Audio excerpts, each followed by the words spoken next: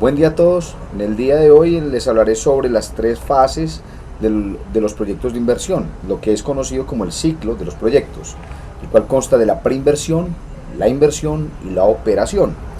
Es de resaltar que el ciclo de los proyectos en la fase de preinversión gira en torno principalmente al componente de la idea del proyecto, y ahí es donde nos hacemos el cuestionamiento de si vale la pena emprender o no el mismo, donde los aspectos fundamentales giran en torno a la idoneidad de la información, la experiencia y conocimiento que ustedes tengan sobre los proyectos, sobre el área en el que están trabajando, y si es fundamental y muy importante realizar un diagnóstico previo, porque recuerden, no hay enfermedades incurables sino mal diagnosticadas. Ahora, en la fase de preinversión, en el momento del diagnóstico, ¿qué analizamos nosotros? Primero, el conocimiento de la realidad y los aspectos del problema específicamente definidos. Posteriormente tenemos que identificar y mirar de manera más precisa los problemas con base en el conocimiento de la realidad, no con base en supuestos o apreciaciones, sino con datos, con cifras y aspectos mucho más tangibles. Posteriormente tenemos que priorizar los problemas y finalmente buscar alternativas de solución. Es por eso que la preinversión tiene en sí una serie de interrogantes muy bien identificados. Primero, ¿qué se va a resolver? ¿Qué se va a producir? ¿O cuánto se va a proyectar producir? Cuando tenemos esos tres interrogantes, estamos hablando del estudio de mercados. Cuando nos preguntamos cómo vamos a producir, estamos analizando los aspectos técnicos del sistema. Posteriormente, qué recursos, cuánto y cuándo reutilizarlos, estamos haciendo énfasis al estudio, al análisis de mercado y a la programación de la producción. ¿Dónde producir? En los estudios de localización, qué funciones y procedimientos, todo el componente organizacional y finalmente cómo financiar, gira en torno a los estudios de financiamiento. Es por eso, muchachos, que es muy importante que hagamos esos componentes. Inclusive esto que les acabo de mencionar está en la diapositiva 4 de este curso. Entonces hay que tener en cuenta muchos esos interrogantes para que de esta manera no nos vayamos a perder. Recuerden, si yo tengo claro al mercado al cual voy a llegar o cuál es la necesidad sentida, miro qué aspectos técnicos debo tener para poder cumplir o suplir esa necesidad o ese satisfactor, y posteriormente qué aspectos económicos para poder adquirir el componente técnico y finalmente los componentes legales. Recuerden, hay un componente también que es fundamental y son las leyes y las normas que nos rigen, y recuerden que el desconocimiento de las leyes no nos exime. Posteriormente, cuando estamos todavía en la fase de preinversión, estamos echándole cabeza a la idea. Bueno, ¿qué vamos a hacer? Entonces hay veces que uno dice, bueno, ¿yo a qué le apunto? ¿Cómo funciona? Y es por eso que empezamos a hacer una exploración de planes de desarrollo, de políticas sectoriales, de estudios socioeconómicos, de proyectos que han sido aplazados o abandonados, de experiencias y evidencias de otras regiones, la existencia de recursos inexplotados o listas de licencias. Y es por eso que también tenemos la posibilidad de ir ahondando en ideas de proyectos en torno a estudios de carácter industrial, ambiental, forestal, agropecuario, entre otros.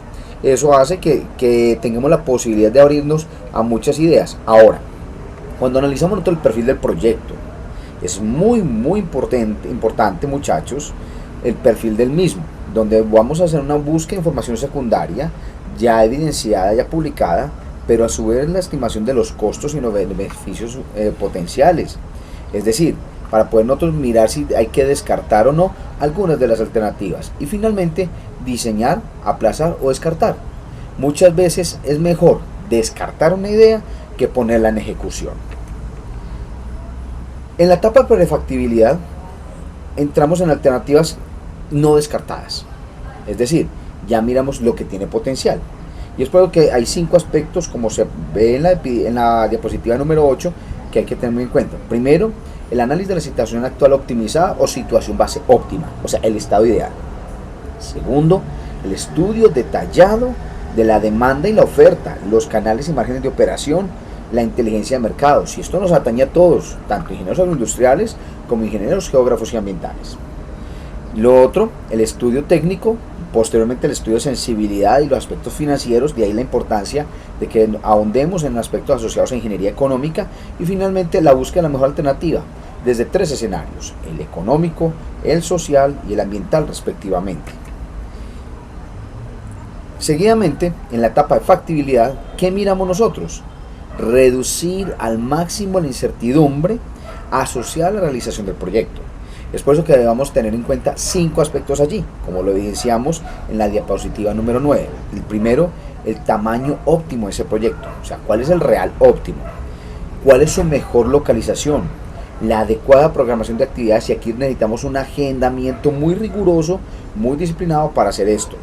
Posteriormente, la estructura de financiamiento y finalmente el diseño organizacional, es decir, cómo voy a organizar al talento humano para que cumplan debidamente y en las mejores condiciones.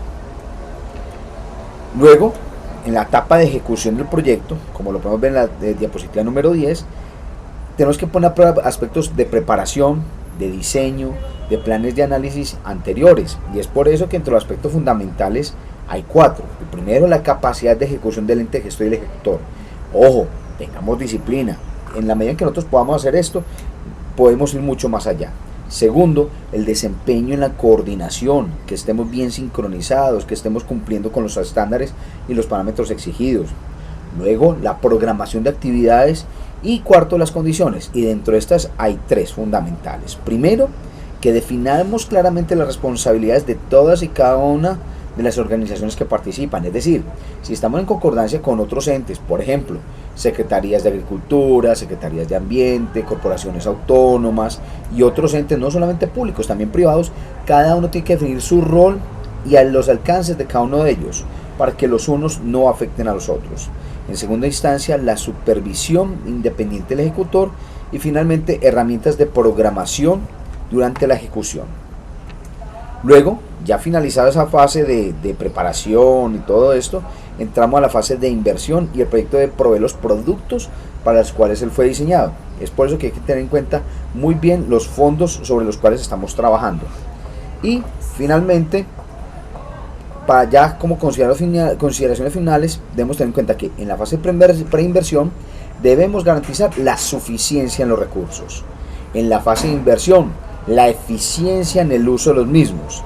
Y en la fase de operación, la eficacia en la ejecución, para posteriormente decir nosotros que hemos sido efectivos, es decir, el alcance de la efectividad. Muchachos, esto es parte fundamental, y en la medida que lo logremos, pues iremos yendo mucho y mucho más allá con respecto a la planeación, ejecución y dirección de proyectos. A todos mis gracias. Recuerden, cualquier asesoría los miércoles de 11 de la mañana a 1 de la tarde y no de 11 a 1 am como dije en el video anterior. A todos mil gracias y hombre, aprovechenme, cualquier dudita, cualquier cosa, vayan, visítenme y les prometo hasta un cafecito. A todos mil gracias y que tengan un feliz resto de día.